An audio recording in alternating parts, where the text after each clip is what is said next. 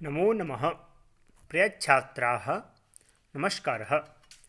भवन्तः गृहेषु कुशलिनः स्युः।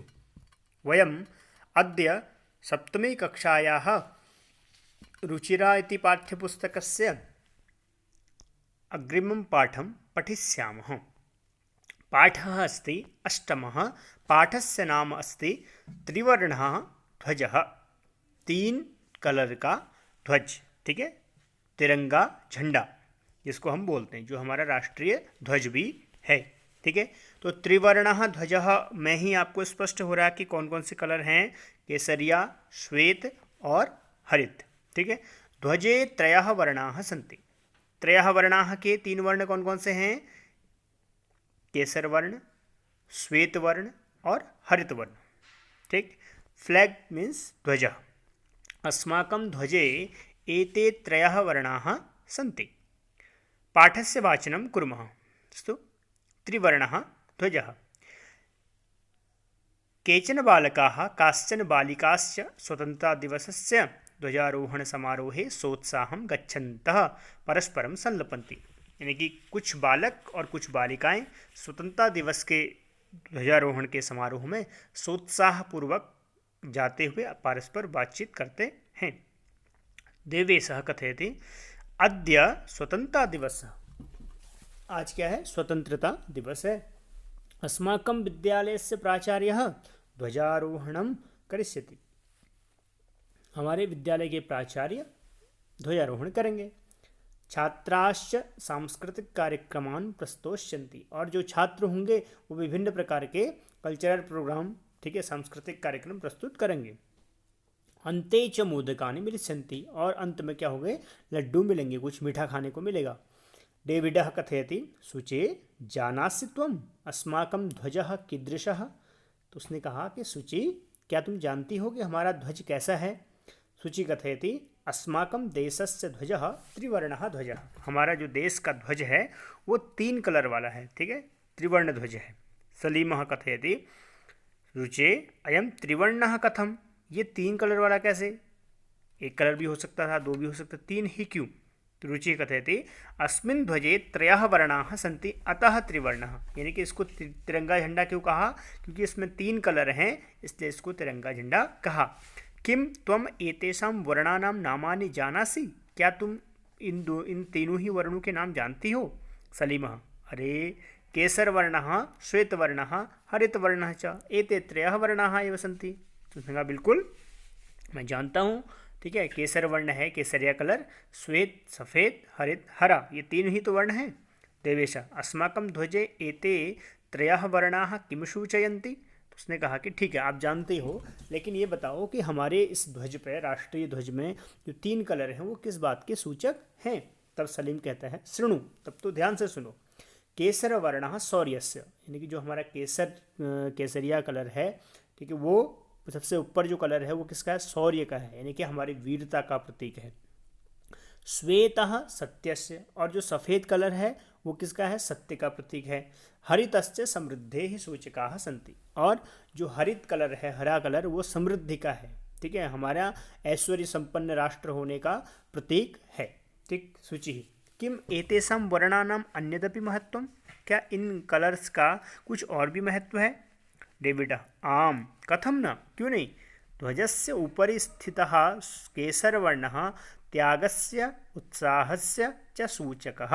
उसने कहा कि बिल्कुल है। कैसे? कि ध्वज के जो ऊपर, सबसे ऊपर कलर है केसरिया वर्ण, वो किसका है? त्याग और उत्साह का प्रतीक है। मध्ये स्थितः श्वेतवर्णः सात्विकतायाः शुचितायाः च द्योतकः। ने कहा कि ध्वज के ऊपर केसरिया वर्ण त्याग का प्रतीक है, उत्साह का प्रतीक है, और मध्य में जो स्थित श्वेत वर्ण है वो सात्विकता और शुचिता का प्रतीक है।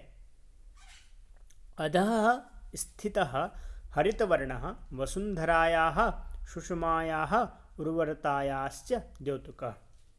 नीचे जो स्थित हरित वर्ण है वह वसुंधरा के, यानी कि पृथ्वी के, सुषमायाः यानी कि क्या है? सुषमायाः और उर्वरतायाश्च यानी उपजाऊपन का द्योतक है, यानी कि हरितमा सुषमायान मतलब उसकी जो चमक है, ठीक है, वसुंधरा की जो चमक कैसे होगी, जब पूरे चारों ओर हरा भरा होगा तभी क्या होगा, आपका सुषमा होगी, ठीक है। और उर्वरता है, इससे मतलब है यहाँ पर उपजाऊपन का। तो 3 कलर हो गए, केसर वर्ण त्याग का प्रतीक, उत्साह का प्रतीक, श्वेत वर्ण सात्विकता और शुचिता का प्रतीक, और वसुंधरा जो हरा कलर है वसुंधरा के पृथ्वी के हरितिमा और उर्वरता का प्रतीक है। तब तेजिंदरः कथयति शुचे ध्वजस्य मध्ये एकम नीलवर्णम चक्रम वर्तते। तो उसने कहा कि ये तो सब ठीक है, लेकिन ध्वज के मध्य में एक नीला चक्र भी तो है। आमाम, शुचि कहते थे हाँ बिल्कुल सही है। इदम अशोक चक्रम कथ्यते, इनका हाँ बिल्कुल सही प्रश्न किया तुमने, यह इसको क्या कहते हैं, अशोक चक्र कहते हैं।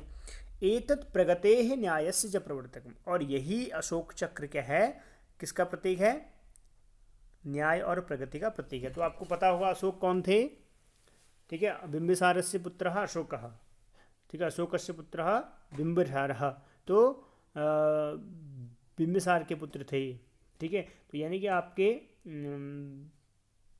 बहुत बड़े सम्राट हुआ करते हैं, ठीक है, अशोक। तो इतिहास में इनका बहुत नाम है। तो सारनाथ है अशोक स्तंभः अस्ति, ठीक है। कलिंग पर इन्होंने आक्रमण किया था, तो कलिंग पर आक्रमण करते करते लास्ट में इनको इतने लोग इन्हें मार दिए थे लाखों की संख्या में, तो इनको फिर बाद में हिंसा से ही इनका मन उठ गया, तो बाद में इन्होंने बौद्ध धर्म अपना लिया था, ठीक है। इस प्रकार की कथा आती है, तो इतिहास में मिलता है इनका नाम, ठीक। तो सारनाथ है अशोक स्तंभः अस्ति, तो गुजरात सारनाथ में क्या है, अशोक स्तंभ है। तस्मादेव गृहीतम, वहीं से यह लिया गया है, कौन सा, अशोक चक्र, ठीक है।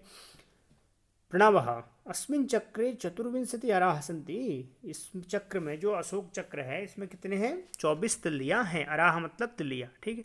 मेरी कथयति भारतस्य संविधान सभायां 22 जुलाई 1947 तमे वर्षे समग्रतया अस्य ध्वजस्य स्वीकरणं जातम्। तो उसने कहा कि भारत के संविधान में 22 जुलाई 1947 को, ठीक है, समग्रतया यानी कि संपूर्ण भारत ने इस ध्वज को अपना राष्ट्रीय ध्वज स्वीकार किया। तेजिंदरः कथयति अस्माकं त्रिवर्णः ध्वजः स्वाधीनतायाः राष्ट्रगौरवस्य च प्रतीकः, हमारा यह त्रिवर्ण ध्वज क्या है, स्वाधीनता और राष्ट्र गौरव का प्रतीक है। अतएव इसलिए स्वतंत्रता दिवसे गणतंत्र दिवसे च अस्य ध्वजस्य उत्तोलनं समारोहपूर्वकं भवति, ठीक है। इसीलिए स्वतंत्रता दिवस और गणतंत्र दिवस के दिन इस ध्वज का उत्तोलन समारोह पूर्वक, यानी कि एक उत्सव जैसे हम मनाते हैं ऐसी उत्सव के रूप में हम इसको मनाते हैं, ठीक है, क्योंकि हमारे राष्ट्रीय गौरव का प्रतीक है। इसलिए जयतु त्रिवर्ण ध्वज जयतु भारतम, इसलिए इस त्रिवर्ण ध्वज की जय हो और भारत की जय हो, ठीक है।